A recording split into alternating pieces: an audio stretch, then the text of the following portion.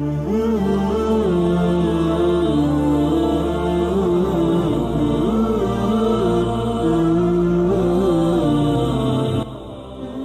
আলাইকুম ইউসুফ ভাই, ভালো আছেন? বিদেশ থেকে কবে আসলেন? ওয়ালাইকুম আসসালাম ছোট ভাই। হ্যাঁ, এই তো আইলাম বিদেশ থেকে, দেশে এলাম 3-4 মাস হয়েছে। কি ভাবতেছেন? চিন্তিত মনে হইতেছে।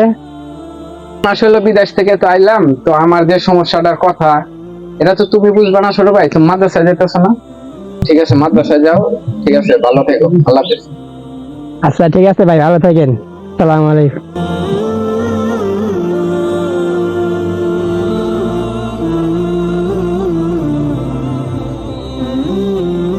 না, এখানে খাড়ায় খাড়ায় আর ভাবলে কাম হবো না, দেশ সামনের দিকে আগে যাই, কি অবস্থা। আসসালামু আলাইকুম। ওয়ালাইকুম আসসালাম। কি খবর ইউসুফ মিয়া? রাস্তার পাশে দাঁড়ায় কি ভাবতেছো? মনে তো খুব চিন্তিত আছো। কি হয়েছে? কি ভাবতেছো? কি আর বলবো, মানে মন মেজাজটা একটু ভালো নাই, মানে একটু মন খারাপ।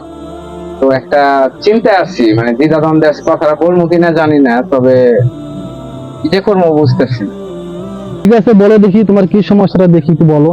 আসলে হুজুর কি বলবো, দুঃখের কথা, 4 বছর তো বিদেশ ছিলাম। 4 বছর বিদেশ থাকছি, 4 বছর তো মনে করেন কুরবানি দিছি, প্রতি বছরের কুরবানি দিছি। কিন্তু এই বছর বিদেশ যেতে চাইছিলাম, কিন্তু টাকাটা নিয়ে দালাল 9-6 করতেছে। তো এই বছর আমার তো বিদেশ যাওয়া হয় নাই। তো টাকা পয়সা শেষের দিকে, 4 বছর আশা করে যে ছুটিতে এখানে, তো টাকা পয়সা অনেক খরচ হয়ে গেছে। এই বছর যে কুরবানি দেবো, আমার কাছে এরকম টাকা পয়সা নাই। তো আমি ভাবতেছি আমার এক বন্ধুর থেকে টাকা ধার নেওয়া হলেও, অথবা কোনো জায়গা থেকে লোন নেওয়া হলেও আমি কুরবানি দেবো। কারণ কুরবানি যদি না দেই, প্রতি বছর কুরবানি দেয়, সবাই বলবে যে লোকটা প্রতি বছর কুরবানি দেয়, এই বছর তো কুরবানি দিতে পারতেছি না। তো তাহলে সবাই, আমি একটা লজ্জার মধ্যে পড়ে যাবো। তো আমি চাইতেছি যে কোনো ভাবে হোক কুরবানি দিতে।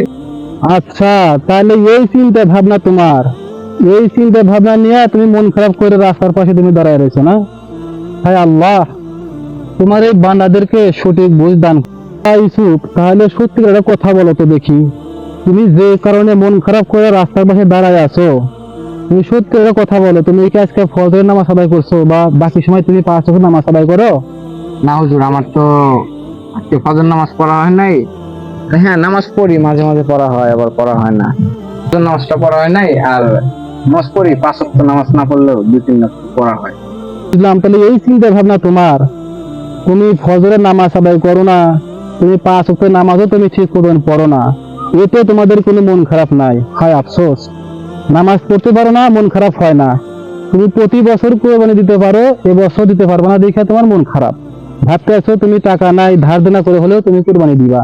তোমার কাছে এতই জরুরি হয়ে গেছে, তোমার ধার দেনা করেও তোমার কোরবানি দিতে হবে। তাহলে শোনো, সমাধান যখন চাইছো, আমি চেষ্টা করবো তোমাকে সঠিক সমাধান দেওয়ার জন্য। আসলে কি জানো, প্রত্যেকটা মুসলমানের, সে তার কাছে টাকা থাকুক চাই না থাকুক, তার জন্য ফরজ কুরবানি হচ্ছে 5 ওয়াক্ত নামাজ। আর তোমার কাছে আজ টাকা নাই দেখে তুমি কুরবানি দিতে পারবে না, কোনো সমস্যা নাই, তোমার কোনো গুনাহ হবে না, তোমার কোনো পাপও হবে না। আজ তোমার কাছে টাকা নাই, তোমার কুরবানি তোমার জন্য ফরজ না। তোমার কাছে টাকা আছে, তোমার জন্য কুরবানি ফরজ। কিন্তু তোমার জন্য নামাজ ঠিকই ফরজ। তোমার টাকা নাই, পয়সা নাই, নামাজ তোমার জন্য ঠিকই ফরজ।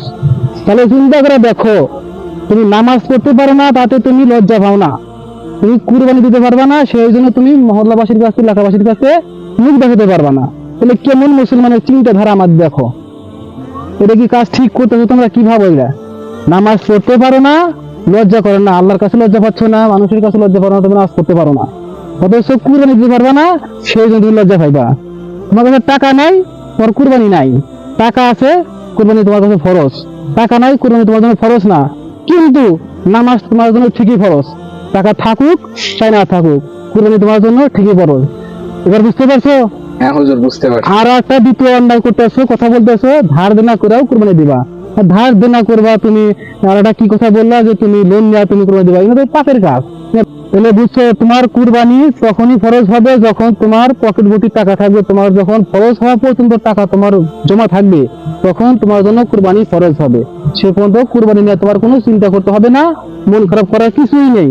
এখন চলো, নামাজের আজান হয়েছে, চিন্তা ভাবনা বাদ দিয়া যেটা ফরজ তোমার আমার জন্য, সেটা এখন নামাজটা আদায় করে আসি। আসলে আমি এটা বুঝি নাই যে আমার নামাজ আগে ফরজ, আমার কোরবানি না।